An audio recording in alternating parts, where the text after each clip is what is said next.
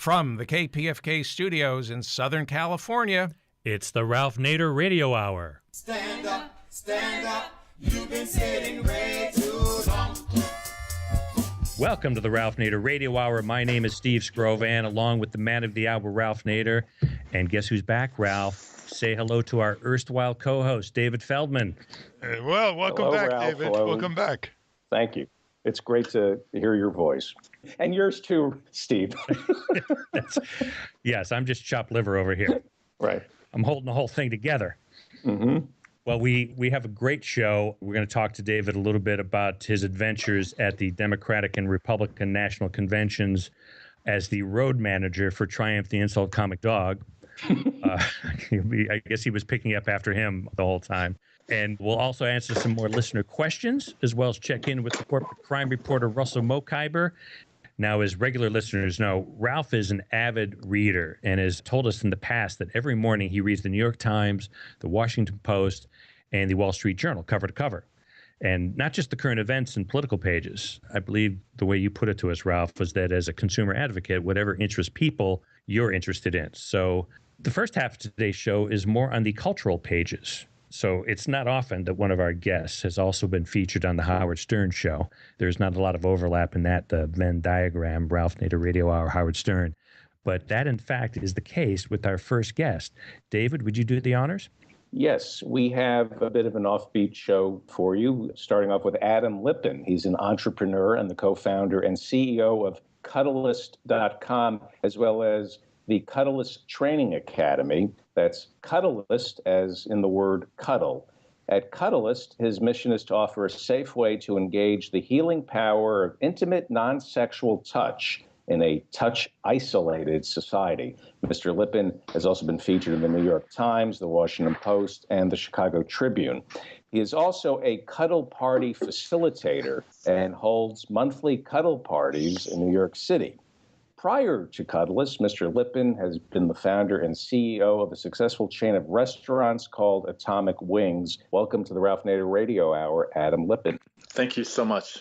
Good to have you on, Adam. Our listeners are entitled to a little context here as to why we're focusing on what business you've started. Loneliness is a very serious problem in a modern industrial society because the extended family begins to disappear. The nuclear family begins to separate people living hundreds or thousands of miles away who were once siblings or parents. And the increasing expenditure of time looking at screens in virtual reality, the decline of neighborhoods, the decline of community, as pointed out by Professor Putnam of Harvard University, all this leads to loneliness. Loneliness has serious consequences. It has serious physical consequences, mental health consequences, civic consequences, and at the extreme, it may have stability consequences.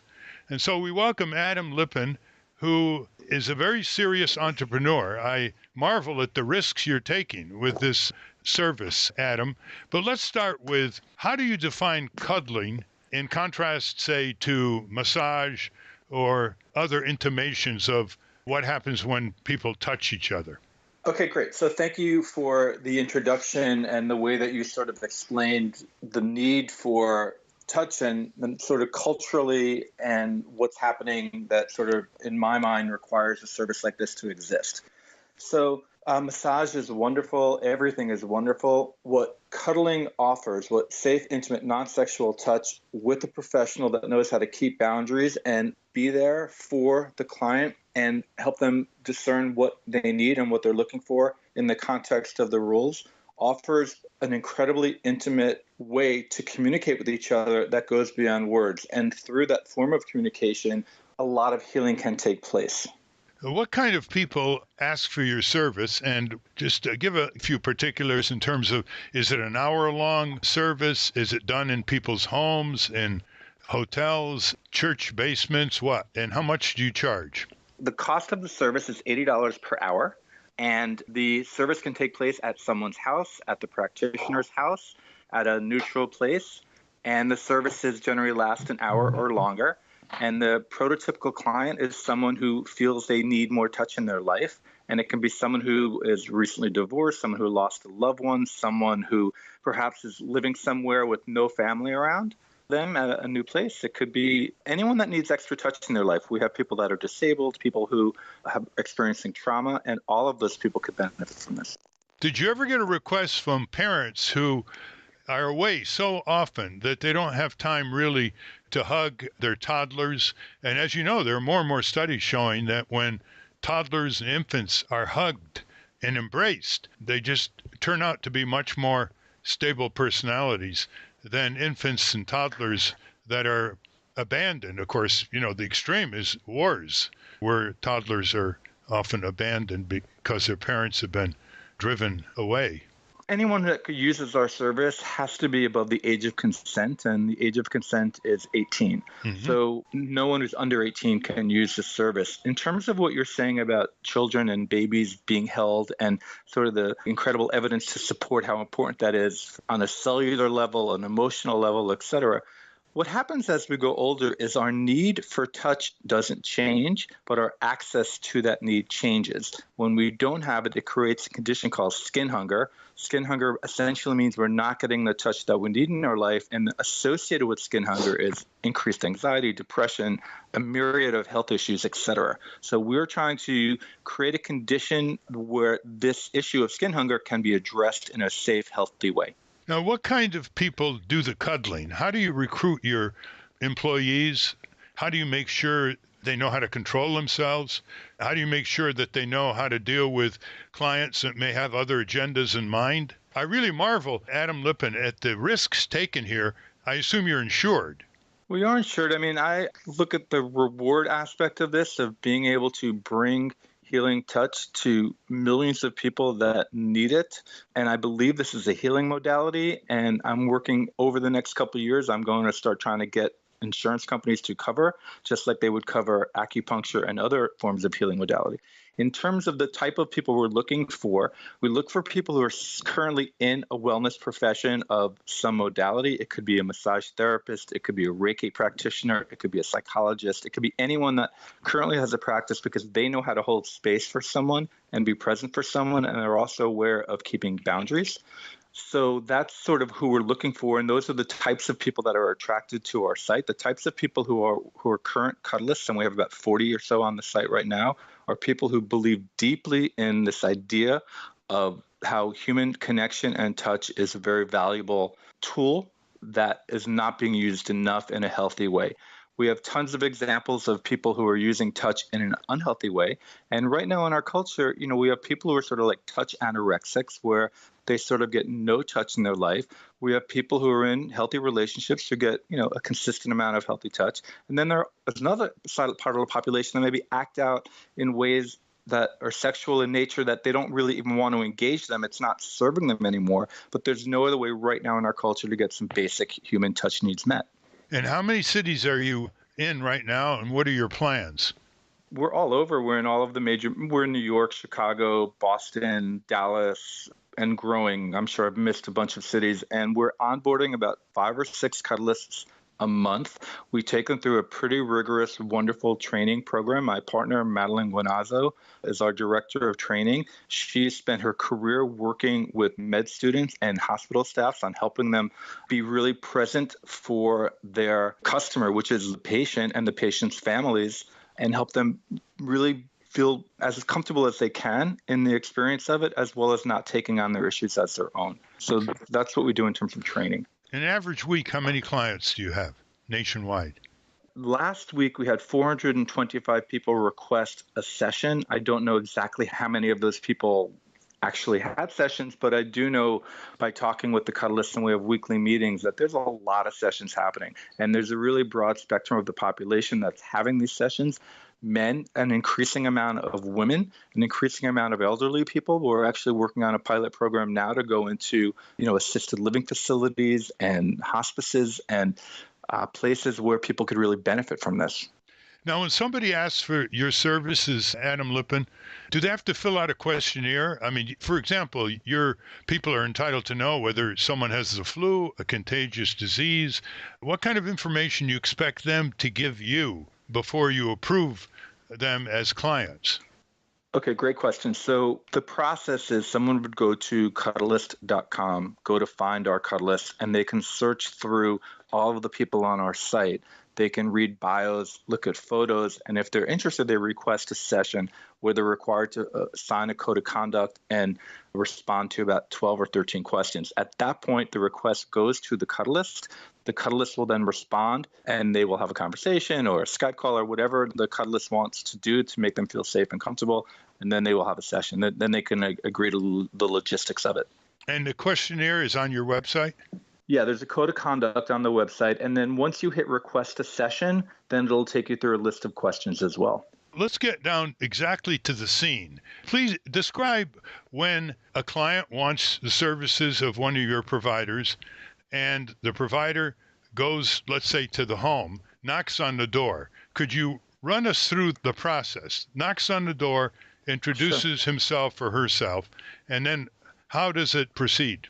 So like you said, there's an introduction process. And initially, the initial conversation that every Cuddlist has with the client is the one agreement that we have to make right now is that if any of us feel uncomfortable for any reason, we're going to state it and we're going to stop doing what we're doing. So once the client agrees to that, depending on what the client's looking for, depending on who the Cuddlist is, the session will continue based on what the client's need is. Depending on who the client is, it could be right into sort of big spoon, little spoon cuddling. It can be a conversation. It can be hand holding. It can be eye gazing. It can be sort of any combination of anything as long as it's within the code of conduct, which essentially means, clothes stay on and you're not doing anything to purposely, increase arousal or touch any area that is normally associated with being covered by a bathing suit. In an article in the New York Times back in June by Alex Williams, he describes your service in this way. For $79, practitioners who sign up for Cuddlist receive about 10 hours of training. Once trained, pro cuddlers promise a physical and psychic salve through spooning, arm tickling, and deep embraces. Think of it as a blend of talk therapy, yoga, and improvisational bodywork, the free jazz equivalent of massage. But you object to that equivalent of massage, don't you? I don't object to anything as long as it's safe, healthy, and consensual. I think what we're doing, I sort of think of it a little bit as like a cuddle yoga. Yoga means, joining the truth, who you are with sort of a universal spirit. So without getting too out there, I think that anything that brings us closer to who we are is a wonderful practice. So when you're gazing in someone's eyes or you're holding someone and you're not, because it's not going anywhere, there's no expectation of anything happening. You can really be present for that experience. Whatever the client needs, whatever is happening at that moment is amazing. And that's a really beautiful thing. At a very sort of worst case scenario is someone is held and is holding someone and they're having a nice experience. On a deeper level, it could really be a situation where some really healing transformation can come up and where they can sort of feel feelings that they haven't felt in a while, feel loved, and really sort of benefit in a really significant way. Adam Lipton, before we step back and look at this phenomena in a broader historic context, which I think is necessary, have you had follow-up in terms of the benefits? Have people given you reactions, how much they benefited? In other words, I'm sure you're very curious to see the consequences of these interactions. Yes, so we have a lot of our clients become repeat customers, repeat clients, and they've given a lot of testimonials. And generally what they are saying is that they feel more relaxed, some stress is relieved. Some of them saying their heart rate is going down and they feel less pressure in their life. And they're realizing that this type of human connection, sometimes we don't know what we don't know, and we don't even know that we're missing something until we actually get it, and we've numbed out, we've become so disassociated from that part of ourselves. So what we're hearing is that people are becoming less disassociated and feeling more of a sense of wholeness and wellness and capability. And so, one example would be we have a gentleman in his 70s, and he feels younger and he feels happier and he feels, his wife died a few years ago and he's incorporated this into his life on a weekly basis like someone else would do something else, and he's experiencing wonderful benefits. Have you had any functional reactions? For example, has anybody told you that they're more productive at work, that they are not nasty to their relatives or friends as they once were, or even more interesting, that they're more civic minded and they're more willing to tiptoe into community activities in their neighborhood.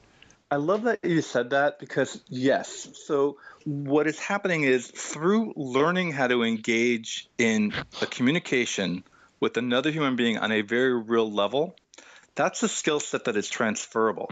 And when you start to feel better about yourself and more able to communicate more authentically and more honestly, that contributes to all aspects of your life. So when you really walk through what consent means and you learn it and you're willing to hear a no as much as you are a yes, then you're able to be more real in your life, and you have the ability to do more stuff and be happier and be more present for other people. Sure. So let's step back historically. I've often said, in terms of the sources of economic growth in our society, the commodification of family responsibilities or activities is certainly one of them. For example, millions of people pay for outside counselors. Millions of people every day go to a restaurant to eat. The feeding function in home kitchens is being, in effect, delegated to the fast food industry or other food servers. We have a daycare, which often was grandma or grandpa or your aunt or uncle and the extended family. That now often costs $1,000 a month for a single mom or parents that are commuting back and forth to work. There's a whole list of activities that the families once conducted that have been commercialized to outside business, which, of course, creates jobs, creates more sales and profits. And it seems to be almost endless in terms of, obviously, things like landscaping, fewer people mow the lawn, etc. It just goes on and on. So let me just give you a hypothetical. We're talking to Adam Lipton, co-founder and CEO of the Cuddlist. And let me give you a hypothetical.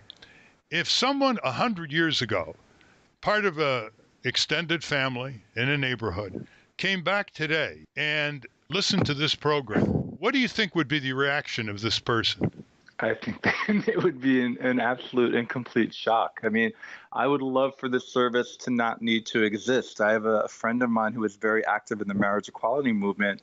And when a reporter asked him what he wished, he said he wished, he didn't have a job anymore. Like, he wished that this issue was just resolved. So obviously, if you have family, if you have friends, if you have people who can give you care and love and hold you, and you hold them, and you can get your needs met in that regard, then you should do it. And everyone should make time to go out there and help other people and to hold other people and to find a way that you can actually use what is free and given to you, which is warmth and compassion, to help anyone you can. The reality is, I took my sister had to have an MRI for something in her hip. And I went with her, and she was really terrified. So I went into the MRI room with her, and I held her hand and sort of massaged her arm as she was getting that 20 minutes of the MRI with all the sound and the buzzing and the knocking. Well, the NYU, it was at NYU in the city. There were a lot of people, mostly elderly, in that waiting room with no one. Imagine if every one of those people had someone who could just hold their hand and be present with them while they're having that experience. Everyone should have access to this. Listeners should know that Adam, early in his career, was working with the New York Public Interest Research Group, which we helped start. It's a student-funded group by students at colleges throughout New York State, and it has numerous full-time staff in New York, and Albany's done great things, called NYPIRG for short. So he's coming from a broader context, not just an entrepreneurial context. Before we bring Steve and David into the conversation, Adam, let me ask you one last question. What has been the reaction of the doctors and the psychologists and the psychiatrists for some of your clients, or just generally reacting to the news reports about your spreading service around the country? Have they been offended? Okay. Have they been supportive? So just to get back to NYPIRG for a second, so I've been on this quest my whole life, and it started out politically, and part of that was working for your organization, trying to help people like fight back on Con Ed and various and peace, transforming the military-industrial complex into a peaceful need. That's how I got my spiritual sort of needs met, and I was being productive and a part of society in a way that was helpful. throughout the years, that's now transitioned into now this is where I think I can be most impactful. So I want to thank you for that, because you once said not everyone above the 17th floor has to have a moral lobotomy. And that stuck with me, and it gave me permission, and I'll be forever indebted to you. But in terms of what the medical profession and doctors and various people are saying, I think people sort of get it. They get it. And no one said this is awful or this is wrong and you shouldn't be doing this or anything like that. I've been getting very positive responses, and people seem to really intuitively understand the need for a service like this. And if an anthropology graduate student wanted to do a PhD studying your service, top to bottom, end to end, all over the country, would you provide access? Please call me, email adam@cuddlist.com. I would love to be a part of a study like that. We're actually working with this woman, Karen Dopkins, at USC in San Diego. So yeah, I'd love to be a part of any study or offer whatever I could towards someone who wants to delve into this in a deeper way. We'll put that down. Listeners, anthropology students, spread the word.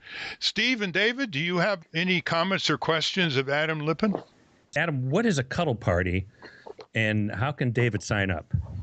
Well, I'm hosting one tonight in New York City, so I don't know where you are, David, but essentially a Cuddle Party is a workshop on communication that uses touch as the vehicle for that. So it's about a 45-minute workshop where we go over, consent and how to ask what you want, say no to what you don't want, go over the rules. And then it's a cuddle party where people, as long as they ask and receive permission and people honor no's, can cuddle other people. David's in New York. He could do this and then report back to us. East 24th Street Reflections Yoga Studio. Come tonight, 7 o'clock. Do I bring my own car keys and fishbowl? No, so that's the association, but it's so not that. I'm joking. It's so I PG. apologize. No problem. No, this is, once again, Ralph has blown me away with a topic. But what about other countries? In Europe, is this more accepted? Are they more advanced when it comes to this issue? We have two people now working in England. In terms of, accepted or not accepted, there are some cultures that are more touch-oriented and touch-friendly, where platonic touch happens a lot more often. We're not generally one of those countries. Maybe Western Europe might not be one of, maybe like in England might not be a country, but in Spain and Mexico, there are cultures that are a lot more physically affectionate with each other. So they don't need it as much.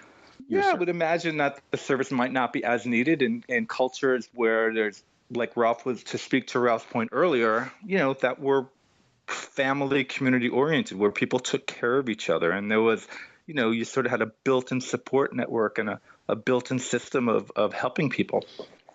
Adam, it just occurred to me that the more you think about what you're doing and the need that is described, the more it tells us about where our culture and society are going and are heading. For example, very lonely people bond with pets in very close and almost exclusive settings because they can't bond with any other human being. Could you reflect on that? So the negative, like you're saying, is that, there's this, we're all becoming more of these autonomous beings, and, for whatever reason, culturally, financially, that's happening, it's happening. So the positive side of this for me is that we can do something about it. And the fact that we have all of these people that are applying to become cuddlists that want to use compassion and skills to help other people. So there's always a flip side to everything. So yes, it definitely speaks to our culture and where we're at. And it's also addressing some of the ills of our culture at the same time. A distinguished professor at Harvard years ago, sociologist David Reisman, wrote a book, The Lonely Crowd. It used to be required reading in courses, I don't know if it still is, all over the liberal arts in the United States. Did you ever read that, David or Steve, The Lonely Crowd? No. It came out in the 1950s and was a bestseller. And that was the early sign of what industrial societies generate, that people can be with a lot of people, like in New York, a bustling scene, but they can be extremely lonely because it's nothing more than a bustling scene of people going in all directions. And let me ask you this question. We're talking with Adam Lipton. What do you think the bad experiences have been in the industry? I mean, this is a very risky process. You can reduce the risk by rigorous planning, anticipation, transmission of information, as you have done. But has anything gone wrong? Or do you see any signs of people starting to exploit this who have other agendas and they sign up as clients? So the reason I started this business is because there are people who call themselves professional cuddlers, and there are these sort of, quote unquote services that are, in my opinion, sort of like fronts for softcore prostitution. What I want to do is and my partner Madeline, we want to make this a legitimate healing modality. In order for it to be a legitimate healing modality, we have to provide a legitimate service. In order to provide a legitimate service, we need to have a legitimate training program, and we need to make sure the people that are doing this work are legitimate people that understand the mission. So the answer to the question is we're taking the steps necessary to begin to change the conversation about how touch is handled in our culture in a way that is beneficial. And in terms of clients that might want something else, by the time they go sign the code of conduct, by the time they have a pre-screen with their Cuddlist, if they're looking for something else, there's plenty of ways to get all that other stuff. And they're going to realize that we're not the place for them. So that would be my answer. Well, you're a very courageous entrepreneur, Adam. Steve? David? Yeah, I was just going to say what I noticed with my son is when he was very young, he and the other boys would wrestle and hit each other and punch each other. And I noticed that it was just their craving touch, but not being able to openly say that. I think one of the ways I disciplined my kids is I never hit them. I would put a fist into their back and massage them and calm them down. I understand. I always understood the need for touch. I got a massage chair, and one of the things I discovered is it's just not as good as a human being. No matter how much you spend on a massage chair, you can't replace a human being. And the more I talk with young people, they keep talking about robots and how pretty soon they're going to merge with human beings and all their needs can be replaced by a machine. And as I'm hearing this, I'm being reminded of what it means to be human and to be alive. And I don't think they'll ever be able to replace human beings. Well put, David. Well, Adam, we're out of time now. Could you just have a few concluding remarks and tell people how they can contact you? Sure. So the website is Cuddlist, Cuddlist, Cuddlist.com. My name is Adam, so you can email adam@Cuddlist.com. If you forget my name, info@Cuddlist.com, or just go to the website and you'll see what to do. Also, if anyone out there is a health practitioner with access to, hospices or hospitals or any sort of place like that, we would love to have a conversation with you. So please feel free to reach out to me. Very good. Thank you. We've been talking with Adam Lipton, co-founder and CEO of Cuddlist. We wish you the best of luck, Adam, because I think you're onto something very important, especially if you put it in broader and broader context of understanding and you get more and more feedback about the benefits of the work you and others are doing. Well, listen, I appreciate being on your show. It's been such a joy. You're one of my heroes, and thank you so much. You're welcome, Adam. Adam. Thank you, guys. Bye, guys.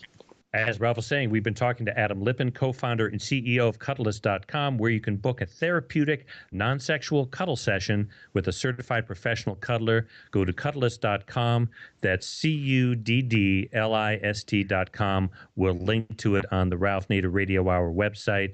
That was amazing. Yeah. Incredible. Yeah, it's so easy to burlesque this. And I definitely did not want to do that. This is a very serious problem. Right. I mean, one of the other things that occurs, David, is called, we talked about this earlier on the first interview, is just merely eye gazing. Just think of that. People spend all these hours looking at screens, and just merely eye gazing has that emotional touch to it. They don't look in each other's eyes. Right. I talked to some people, some young kids in their 20s, and they all were talking. I must have had 3 conversations about robots, and I kind of have trivialized that in the past, but there's like a genuine concern among millennials about artificial intelligence being able to get everything you think you need from a machine. And the question that I was asked is, could you fall in love with a machine? If they, we're probably 2 or 3 generations away from a machine that is so human-like. The question I was asked, could you fall in love with a machine? I'm glad you raised that, by the way. I hope not. David, I'm glad you raised that. That is a very important interface that's coming. People think it's crazy, but it's not. When you see the way they're developing hominoids, basically the only restriction is if they go to a certain level of intelligence, then they hit the 13th Amendment and the ban on slavery as they genetically engineer humanoids. Anyway, that's another. Really? Yeah, that's another program. The commercialization of human beings, Steve and David, can take extremely perilous dimensions. Over a decade ago, Bill Joy, who was a chief scientist for a California computer company, wrote an article in Wired magazine that created a sensation, but then sort of tapered off. It was called "The Future Doesn't Need Us." And by that he meant, with the advances in 3 technologies, artificial intelligence or robotics, genetic engineering, changing the nature of nature, and nanotechnology, that these are going to continue to be not only outside any legal or ethical frameworks, they are going to be out of control. And they'll connect with each other and have their own self-replicating momentum. So we've got to really pay serious attention to things that are often taken very lightly or are assigned to science fiction.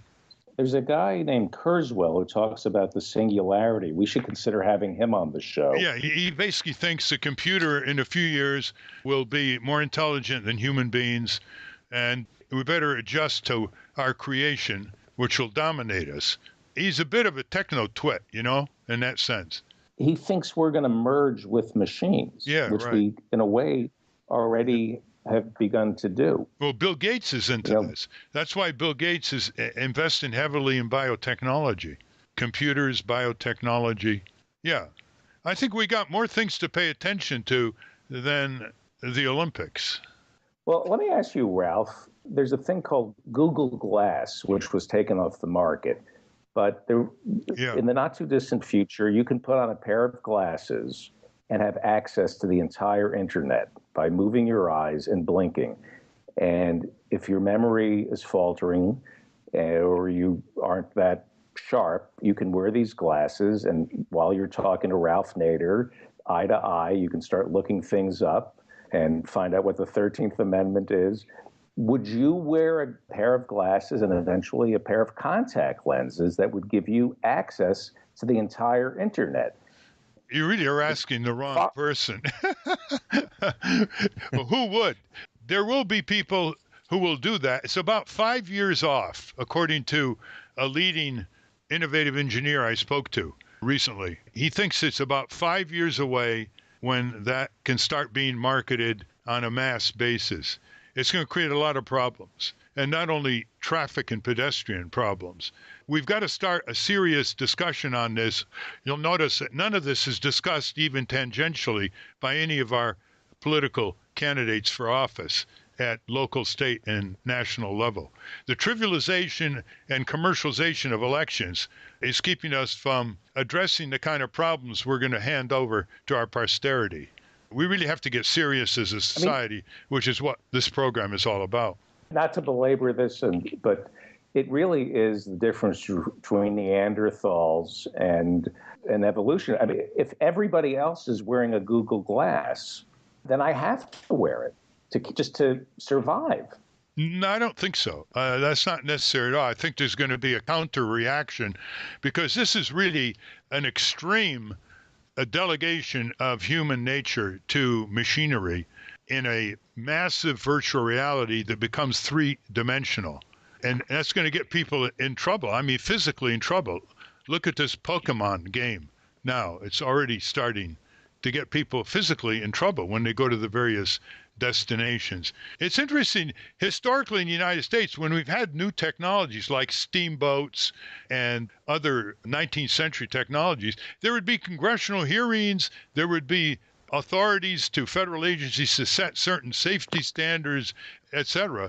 And now the pace of technological innovation is so high velocity, like in